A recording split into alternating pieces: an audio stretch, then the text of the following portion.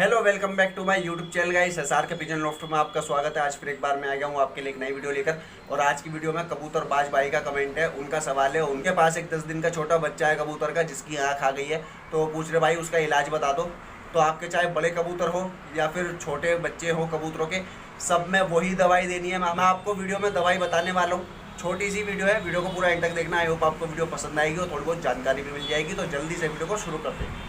ये आए मेरे गोले अपने कबूतर उड़ा ले, तेरे में दम हो तो एक भी गिरा ले। ये आए मेरे गोले अपने कबूतर उड़ा ले। तो भाई देखो, सबसे पहली बात आप ये समझो कि उसकी आँख आई क्यों है। काफ़ी रीज़न हो सकते हैं देखो वैसे, लेकिन मैं आपको फिर भी मोटे मोटे 2-3 रीज़न बता देता हूँ। देखो, अगर आपने पेटी धूप की तरफ रख रखी है तो इस वजह से भी उसकी आँख आई होगी।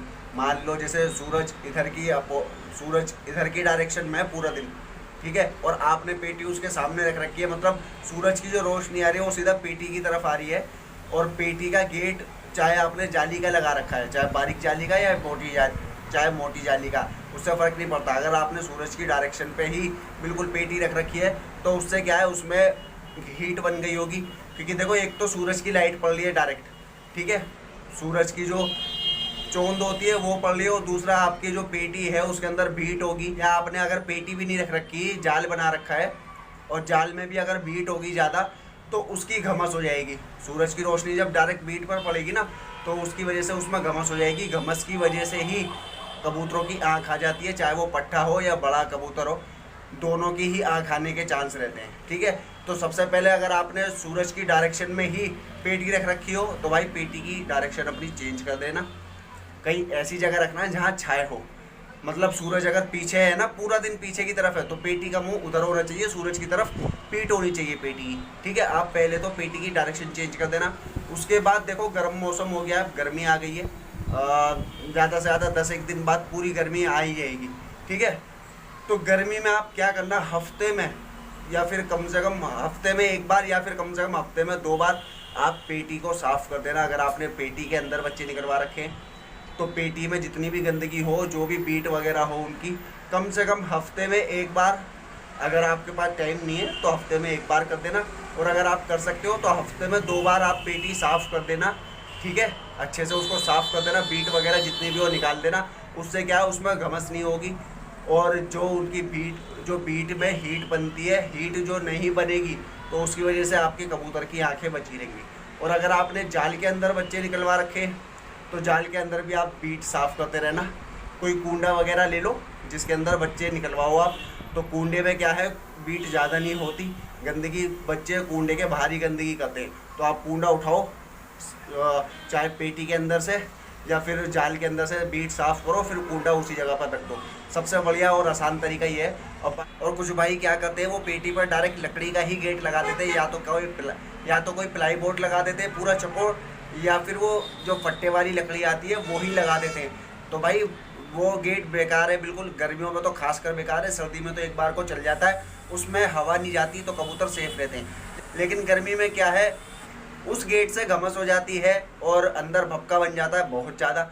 उस वजह से आपके बड़े कबूतर और उनके बच्चे दोनों की ही आँख आने की प्रॉब्लम हो जाती है। तो इस वजह से आपको क्या करना है, गर्मी में आप वो वाला गेट हटा दो, चाहे सर्दियों में लगा लो, लेकिन गर्मी में हटा दो। गर्मी में आप जाली वाला गेट लगाओ, जैसा कि मैंने बना रखा है। ये देख रहे हो, ये मेरी पेटी का गेट है, जो कि मैंने खड़ी नहीं कर रखी, पहले इसमें ही रखता था मैं कबूतर जब जाल नहीं बनाया था। तो चाहे ऐसी बारीक जाली का गेट लगा लो आप, ये बहुत अच्छा रहेगा, इसमें हवा भी अंदर जाती रहेगी और घमस भी नहीं होगी। और भाई देखो, दूसरी चीज़ क्या है जो कबूतर की आँख आ जाती है, मान लो बाई चांस आपने बड़े कबूतर रख रखे एक साथ और वो आपस में लड़ते हैं तो चोंच वगैरह मार देते हैं वो आँख में, जो आप नोटिस नहीं करा, मान लो आपने कभी नोटिस नहीं करा, तो आँख पे जख्म बन जाता है, आँख गीली रहती है, वो पानी आता रहता है। तो उसकी वजह से भी जब बीट वगैरह लगती है ना आँखों पर और घमस पड़ती है, या आपने देखा होगा जो पर होते हैं कबूतरों के, उनके बारीक बारीक बुरादा सा निकलता है, वो चिपक जाता है आँखों पर, तो इस वजह से भी आँख आ जाती है। तो आप चाहे आँख आने की वो वाली दिक्कत हो ओरिजिनल वाली, या फिर कबूतर आपस में लड़कर आँख, मतलब या फिर कबूतरों ने आपस में लड़कर आँख गीली कर ली हो, कोई सी भी प्रॉब्लम हो, आप ये गोली खिला सकते हो, आपके कबूतरों की इंशाल्लाह आँखें ठीक हो जाएंगी जल्दी से जल्दी। बाकी देखो, मैं अब आपको बताता हूँ कि आपको कौन सी दवाई देनी है। चाहे बड़ा कबूतर हो या छोटा बच्चा हो, आप सबको ही दे सकते हो। ठीक है, मैं दवाई की फ़ोटो देखो यहाँ शो कर रहा हूँ। एक गोली का नाम है एल्थ्रोमाइसिन और दूसरी है अजीथ्रोमाइसिन। दोनों ही गोली है, दोनों में से जो भी आपको मिल जाए। दोनों की फ़ोटो मैंने यहाँ लगा दी है, दोनों ही 250 mg में आएगी। आपको जो भी मिल जाए वो गोली ले लेना। और उसके बाद एक आती है बेडनासोल वाली गोली ले लेना, उसकी भी फ़ोटो मैंने लगा दी है। और इसके बाद आपको करना क्या है, जो 250 mg वाली गोली है, चाहे वो एल्थ्रोमाइसिन हो या अजीथ्रोमाइसिन हो, दोनों में से कोई सी भी हो, उस गोली का चौथाई हिस्सा ले लेना। मतलब एक गोली के 4 टुकड़े कर देना और 4 टुकड़ों में से एक टुकड़ा आप उस पट्ठे को देना। और साथ में वो जो बेडनासोल की गोली है उसका आधा हिस्सा पट्ठे को देना है आपको, दिन में 2 बार। ठीक है, सुबह में और शाम में दाना खिलाने के बाद। और दूसरा एक आई ड्रॉप आता है सिप्लोक्स डी के नाम से, उसकी भी फ़ोटो मैंने यहाँ शो कर दी है। सिप्लोक्स डी ही लाना है आपको। ये आपको अपने कबूतर की आँख में दिन में 2 बार डालना है कम से कम। ठीक है, तो आपके इंशाल्लाह पट्ठा हो या बड़ा कबूतर हो, सबकी आँखें ठीक हो जाएंगी। 2-4 देखो, बाकी बीमारी के ऊपर डिपेंड है कैसी मतलब कितना टाइम हो गया उनकी आँखों को आए हुए। लेकिन अगर आपके ताज़ी आँख आई है 1-8 दिन पहले ही, तो इंशाल्लाह 1-2 दिन में ही आपके कबूतर की आँख ठीक हो जाएगी। तो आप ये तीनों ही दवाई लाकर, मतलब तीनों दवाई लाकर आप अपना ट्रीटमेंट कर सकते हो कबूतरों का।